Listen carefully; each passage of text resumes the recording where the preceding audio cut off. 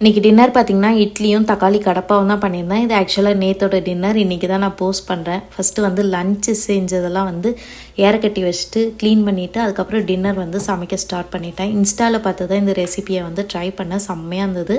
நீங்களும் கண்டிப்பாக ட்ரை பண்ணி பாருங்கள்.